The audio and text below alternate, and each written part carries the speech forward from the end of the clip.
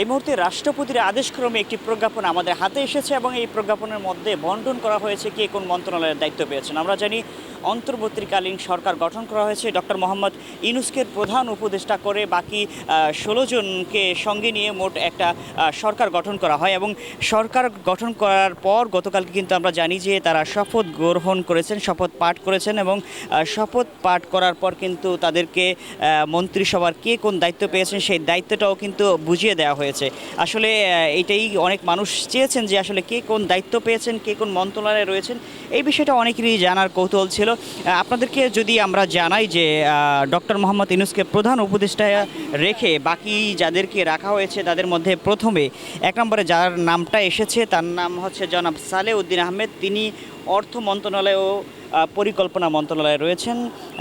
দ্বিতীয়তে যাকে রাখা হয়েছে তার নাম ডক্টর আসিফ নজরুল স্যার, উনি আইন বিভাগ ও সংসদ বিষয়ক মন্ত্রণালয়ে রয়েছেন এবং তারপর যাকে রাখা হয়েছে জনাব আদিলুর রহমান খান, তিনি রয়েছেন শিল্প মন্ত্রণালয়ে এবং তারপরে যার নামটা এসেছেন জনাব হাসান আরিফ, তিনি স্থায়ী সরকার ও পল্লী উন্নয়ন সমবায় মন্ত্রণালয়ে রয়েছেন এবং তারপরে যিনি রয়েছেন জনাব মোহাম্মদ তৌহিদ হোসেন, তিনি পররাষ্ট্র মন্ত্রণালয়ে রয়েছেন এবং ৬ নম্বরে যিনি আছেন তার নাম সৈয়দ রেজওয়ানা হাসান, তিনি রয়েছেন পরিবেশ বন ও জলবায়ু পরিবর্তন মন্ত্রণালয়ে এবং তার বিষয়ে অনেক শুনেছি এবং অনেকভাবে তার জীবন বৃত্তান্তে এসেছে যে সে পরিবেশের বিষয়ে খুব সচেতন এবং তার অনেক লেখালেখি করেন, মানে বই বের হয়েছে অনেকভাবেই তার গ্রহণযোগ্যতা রয়েছে, তার কোনোভাবেই বিতর্কিত তাকে নিয়ে এমন কিছুই এ পর্যন্ত পাওয়া যায়নি।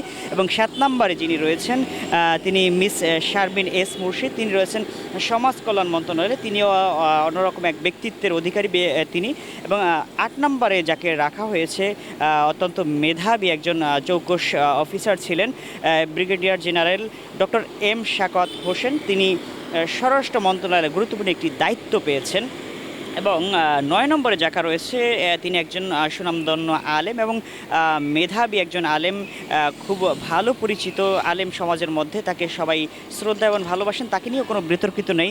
তিনি রয়েছেন ধর্ম বিষয়ক মন্ত্রণালয়ে, ডক্টর আফআম খালিদ হোসেন, তিনি ধর্ম বিষয়ক মন্ত্রণালয়ের দায়িত্ব পেয়েছেন। এবং ১০ নম্বরে যার নামটা এসেছে মিস ফরিদা আক্তার, তিনি রয়েছেন মৎস্য ও পানি সম্পদ মন্ত্রণালয় এবং বাকি আরও ৩ জনের নাম কিন্তু এসেছে এবং ৩ জনের মধ্যে আমাদের সমন্বয়ক যারা রয়েছেন তারাও কিন্তু ২ জনের মধ্যে রয়েছেন। এবং ১১ নম্বর যার নামটা এসেছে মিস নূরজাহান বেগম, তিনি স্বাস্থ্য ও পরিবার কল্যাণ মন্ত্রণালয়ে রয়েছেন এবং ১২ নম্বরে যার নামটা রয়েছে জনাব মোহাম্মদ নাহিদ ইসলাম, তিনি ডাক যোগাযোগ ও তথ্য প্রযুক্তি মন্ত্রণালয়ের দায়িত্ব পেয়েছেন এবং ১৩ নম্বরে যার নামটা ঘোষণা করা হয়েছে জনাব আসিফ মাহমুদ ভুইয়া সজীব।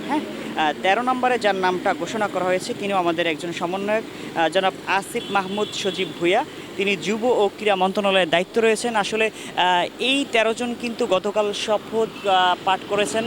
মোট ১৬ জন শপথ পাঠ করার কথা থাকলেও বাকি ৩ জন আসতে পারেননি এবং বাকি ৩ জন ব্যতীত কিন্তু এই ১৩ জনকে মন্ত্রী পরিষদের দায়িত্ব বন্টন করা হয়েছে এবং তারা কিন্তু বিভিন্ন মন্ত্রণালয়ের দায়িত্বে এখন থেকে কাজ করবেন দেশ ও মানুষের কল্যাণে।